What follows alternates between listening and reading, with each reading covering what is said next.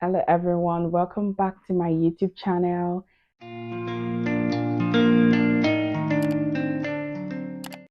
My name is Funke Lemo. I am here today to share, some very important information. Not everyone know about this, but if you belong to this group of people, I think you should reconsider relocating to Canada. You should reconsider relocating to Canada. Before I get right into the video, I just want to put it out there that I am not an immigration consultant. I am just here to share my knowledge and my own personal experiences as an immigrant in Canada. All right, let's get right into the video. Please, if you have not subscribed to my channel, please make sure you subscribe. I would really love to know that you subscribe to my channel. Please make sure you subscribe to my channel. I really want to hit 1,000 subscribers, and I'm still not even up to 200 subscribers. So guys, if you're watching my video, please make sure you subscribe to my channel. Someone is gonna say, "Oh, our dream is so wild." Yes, I want to hit 1,000 subscribers, and I know it's possible because you guys are watching my video, and I feel like you know, I'm putting out something good out there, right? So please give it thumbs up. I want to see the thumbs up. I want to see the comment, and I want you guys to subscribe to my channel. Thank you guys. So let's get right into this video. So if you belong to this group of people, I think you should just reconsider relocating to Canada because I think you should reconsider. All right, so guys, let's get right into the video. I had to put down some notes so that I don't forget what I'm saying, so that I don't lose my line of thought. Okay, so if you belong to this group of people, you might just want to reconsider or reconsider or look for another option before trying to relocate to Canada. So basically nobody tells you about the stress you're going to go through for relocation. Let me just put this out there. First of all, you are starting your life all over again, like literally when you relocate to Canada.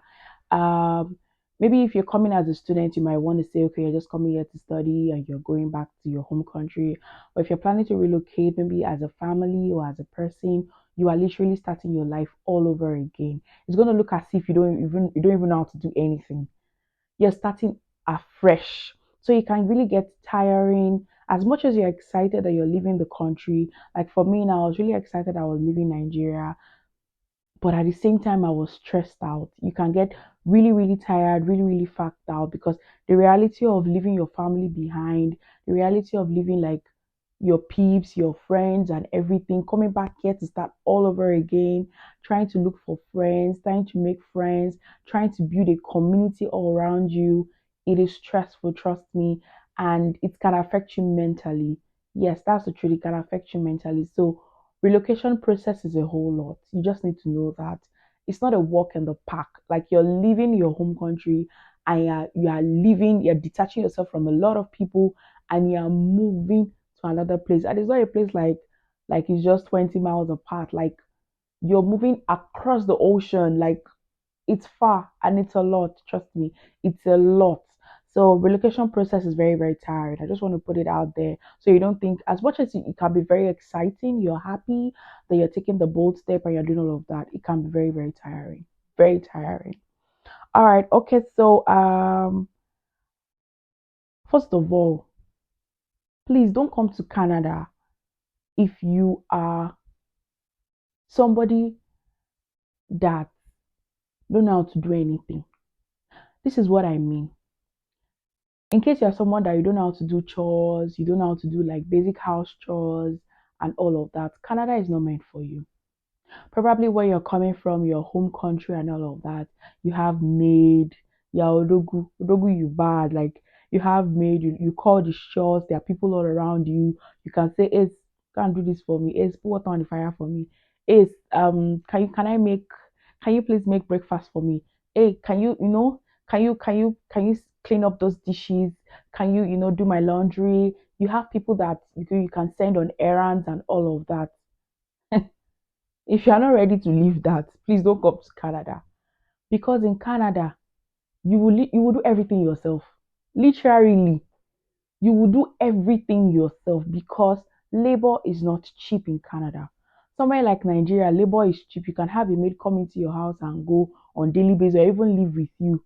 Labor is cheap. You can have somebody Like when I was back home, I just used to make phone calls. Hello, go to the market, get me this, get me that. I come back home. If I'm not able to clean the house, I can just call the shop like, okay, come and clean the house for me, and I'm going to pay you. Labor is cheap in Nigeria, but here labor is not cheap. I say it again, labor is not cheap. Barely will you see houses that have maid. Barely will you see people that have housemaid here, and it's something that you can easily get access to in Nigeria because everybody is working, and housemaid is not chicken change. You're going to be paying a lot for housemaid, even down to drivers. Nigeria can decide, okay, I want to have a driver, a personal driver. Barely we see people with personal drivers here.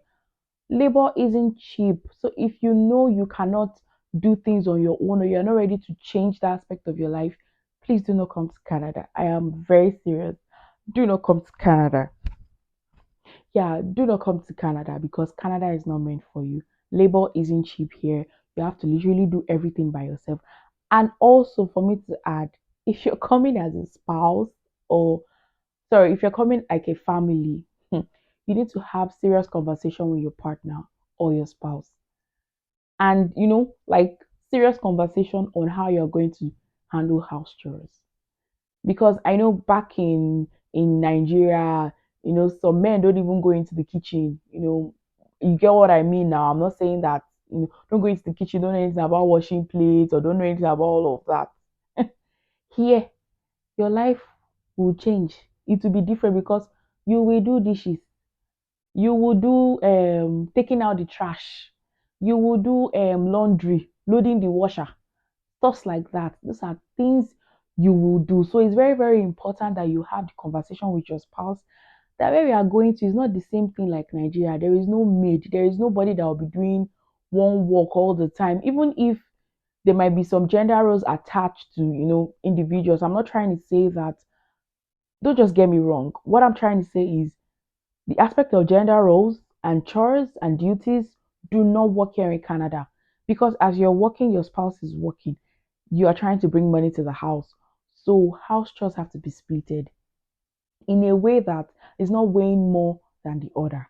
So these are conversations you have to have because when you come here and you see that things are differently, it might shake the foundation of your family. I'm telling you, hey, take it from me. I know what I'm saying. It's not the same thing in Nigeria. Here, things are different. You have to learn how to do things.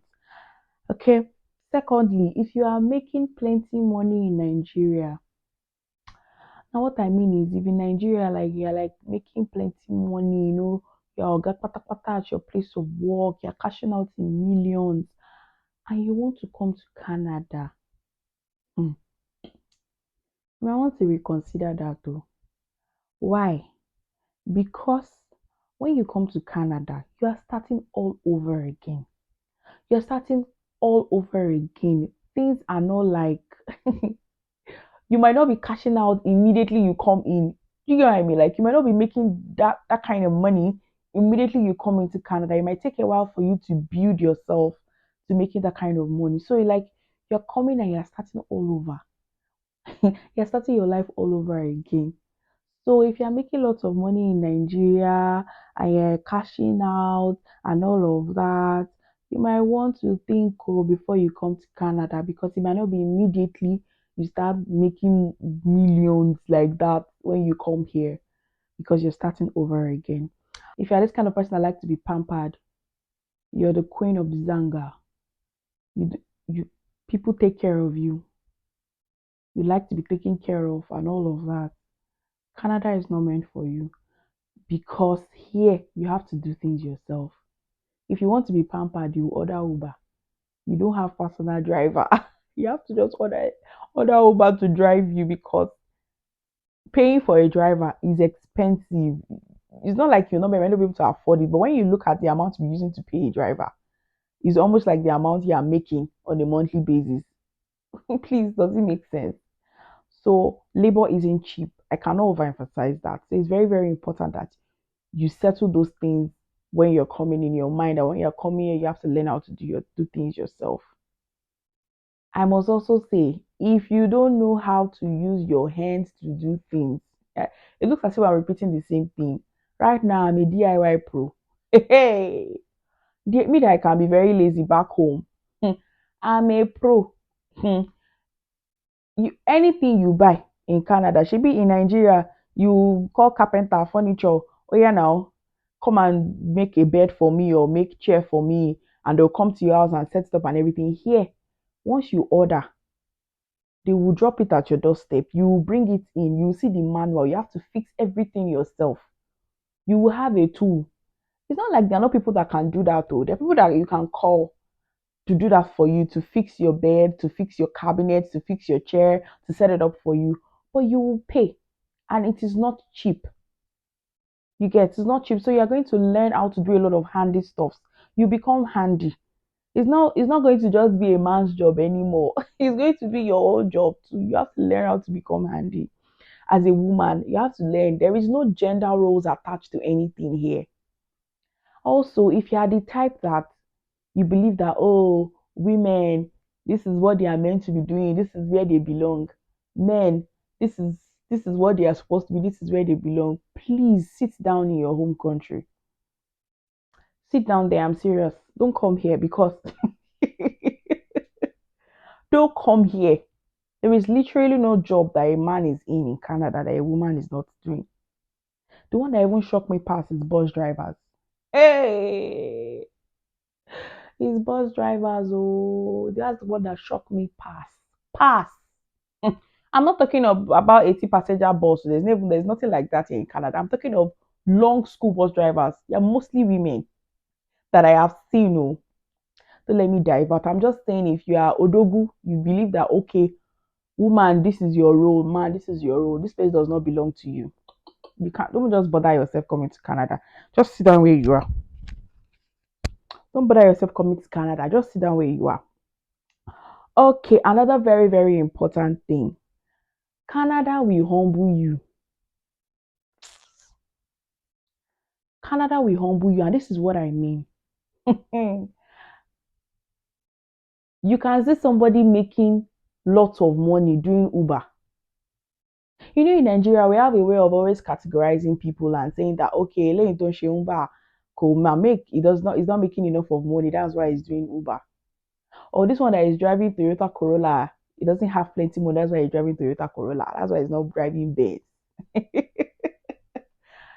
That kind of nonsense mentality in Nigeria, right?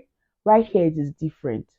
Canada will humble you. You will see somebody that is driving probably an Escalade or driving top cars, doing Uber. It does not mean he's not making enough money oh, or she's not making enough money. It's side hustle. And they do it with their full chest. I say maids are cashing out, nannies are cashing out. These are jobs that you are doing in Nigeria and you are feeling like you are not doing a good job. Over here, there is no small work, big work. Canada will humble you. Like it will Canada, another thing. hmm, Canada will, if you don't know how to mind your business, please don't come to Canada. Because you'll be depressed.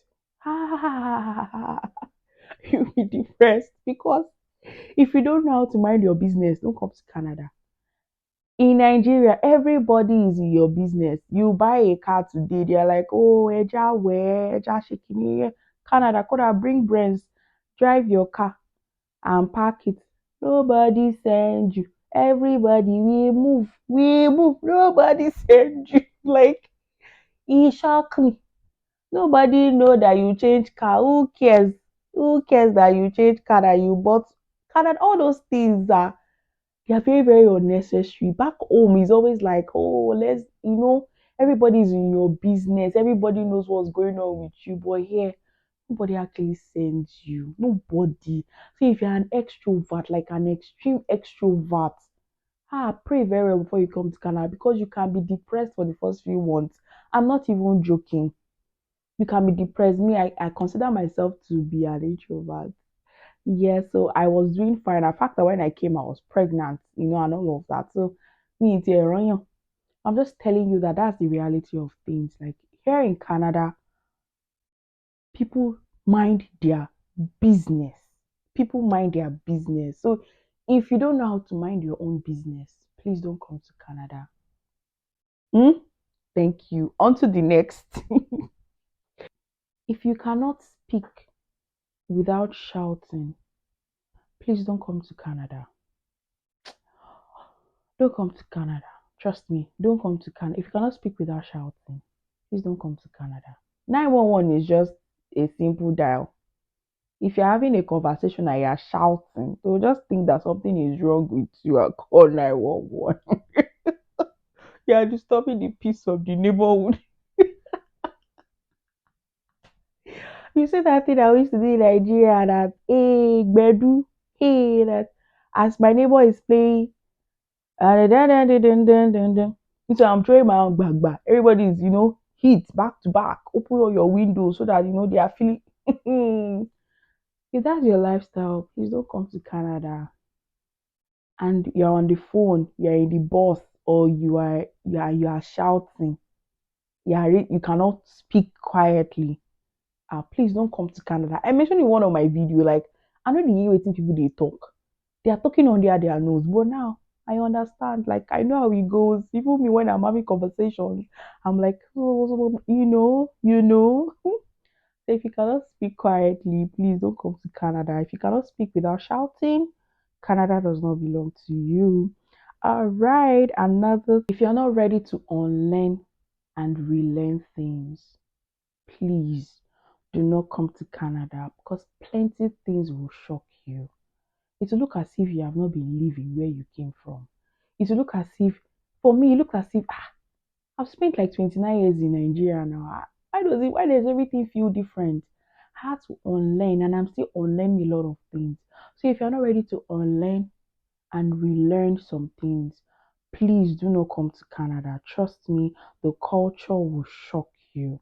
The way of life here will shock you, especially if you have not been exposed to this kind of lifestyle. What I mean is, especially if you have not been traveling back and forth, you understand stuff like that. You'll be shocked. You'll be shocked. You have to be ready for inclusion. You have to be ready for diversity.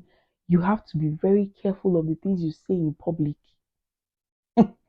You have to be very careful of the things you say in public. If you don't like pets, animals, please watch where you go and say it. I'm serious. Watch where you go and say such things. You have to be very, very careful of the information like things you say outside where people are. I am not even joking right now. You have to learn to like be diversified. Like you have to learn to know a lot of things. And the fact that you don't like this kind of thing does not mean you should condemn it in the presence of people. And I'm saying that of animals because they take it seriously here. Oh. Hey, okay. So if you cannot unlearn some things and be ready to learn some new things, please don't come to Canada. I'm serious. Just take it from me. Don't come to Canada. Just sit down gently in Nigeria. Okay, or your home country rather. I'm saying Nigeria because that's where I came from, and I'm used to things the way things are in Nigeria. All right, okay. Also, if you are not ready to start over, please do not come to Canada because starting over is challenging. I'm never going to lie to you. It comes with its own perks. Imagine leaving Nigeria where you already have your life settled. You know what's up with this. You know how much you spend with this. You are coming here. You're starting all over again. You're looking for house. You're setting up your house and you're doing it yourself. You are doing it yourself. You're setting up the house yourself. You are moving. You can employ people to do all those things for you. But when you look at the money you spend in doing them, you will just tell yourself that, let me just settle down and do this thing myself. So, yeah, here, once you come to Canada, you need to know that everything here is different, especially the weather. You have longer nights and longer days in reality. When I experienced it for the first time and I saw that 4 o'clock, 4:30, everywhere is dark.